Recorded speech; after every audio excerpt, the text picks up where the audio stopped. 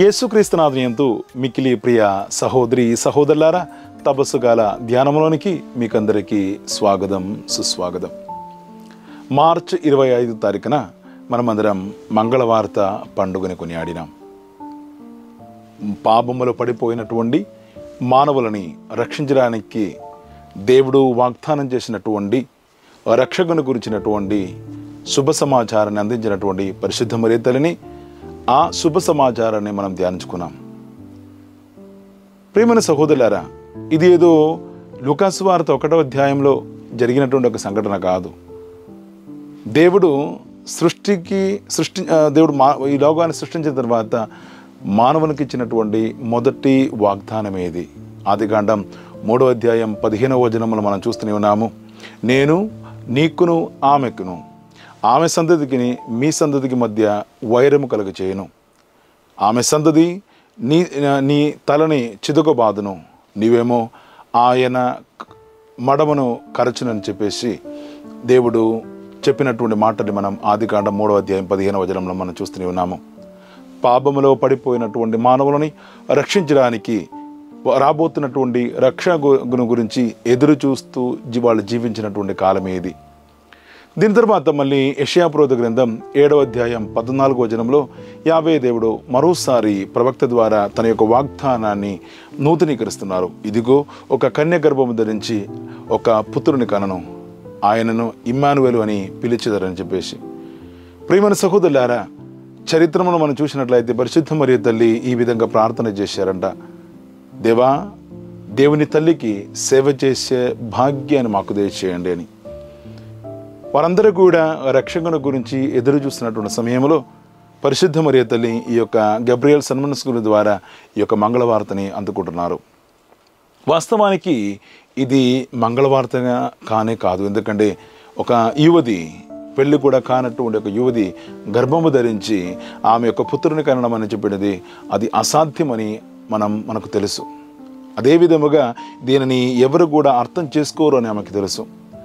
ఆమె జీవించినటువంటి సందర్భంలో ఉన్నటువంటి పరిస్థితులు, సామాజిక పరిస్థితి, ఆమె జీవించినటువంటి కాలం యొక్క ఉన్నటువంటి పరిస్థితులు, అదే విధముగా ఆమె చెప్పినటువంటి మాటలు అర్థం చేసుకోకుండా పోవచ్చు. కావున అన్ని రకాలుగా ఆమె మీద ఒత్తిడిని వస్తున్నటువంటి రోజులేవి. ఈమె ఒకవేళ చెప్పినా కానీ ఆమె యోసేపు గారు ఈ విధంగా దీనిని ఏ విధంగా తీసుకున్నారని ఆమె కూడా తెలియదు. ఒకవేళ యోసేపుకు మంచి మనసుతో తీసుకున్నా కానీ సమాజం దాన్ని ఏ విధంగా ఒప్పుకుంటారని తెలియదు. ఎందుకంటే మోషే ప్రవక్త ఇచ్చినటువంటి చట్ట ప్రకారము ఒక స్త్రీ పెళ్లి కాకముందే గర్భముతో కనిపించినట్లయితే, ఒకవేళ ఆమె కాపురం ఆమె వివాహం వాగ్దానం చేసినటువంటి ఆ వ్యక్తి ఆ గర్భం యొక్క బాధ్యతను తీసుకోకపోతే ఆమెని రాళ్లతో కొట్టి చంపాలని వారి యొక్క చట్టంలో రాయబడి ఉన్నది.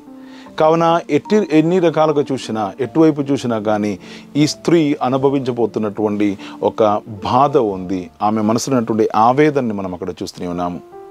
ఇవన్నీ కూడా పరిశుద్ధ మరియ తల్లి ఒక క్షణములో తన యొక్క ఆలోచనలోనికి, తన యొక్క మనసులోనికి తీసుకొచ్చిన తర్వాత మాత్రమే ఆమె గబ్రియల్ సన్మనస్కుతో అంటున్నారు, నేను ప్రభు యొక్క దాసురాలను, నీ చిత్తానుసారం నా యొక్క జీవితంలో జరుగును కాక అని. ప్రియమైన సహోదరులారా, ఈ మంగళవార్త మనమందరం ఈరోజు దానిని మంగళవార్తగా కొనియాడుతూనే ఉన్నాం. కానీ ఆ మంగళవార్తలలోనికి ఆమె చేసినటువంటి త్యాగం, ఆమె చేసినటువంటి సమర్పణ అనేది అది చాలా గొప్పది. ఎందుకంటే ఆమె యొక్క ప్రాణాన్ని ఆమె త్యజించి ఆమె దేవునికి అవును అని చెప్తున్నారు.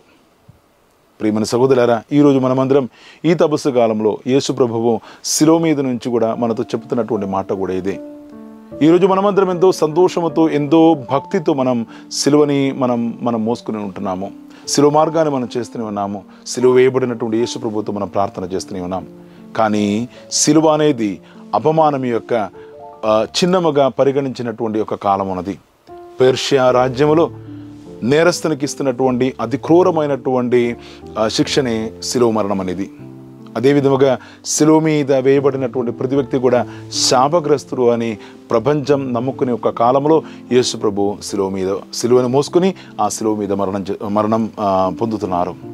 ప్రియమైన సహోదరులారా, ఈరోజు శిలువ మనకు మన యొక్క ఆశీర్వాదంగా మారినట్లయితే ఈరోజు మన సిలువని మనం భక్తితో మనం ముద్దు పెడుతున్నామంటే, ఈరోజు మనం సిలువని భక్తితో మన యొక్క భుజాల మీద మోసుకొని మనం సిలువ మార్గాన్ని మనం జపిస్తున్నామంటే, దాని వెనుకున్నటువంటి త్యాగాన్ని కూడా మనం గుర్తుంచుకోవాలి. ఈ త్యాగం వల్ల మాత్రమే అది మనకు అభిషేకం యొక్క ఆశీర్వాదం యొక్క గుర్తుగా మారింది.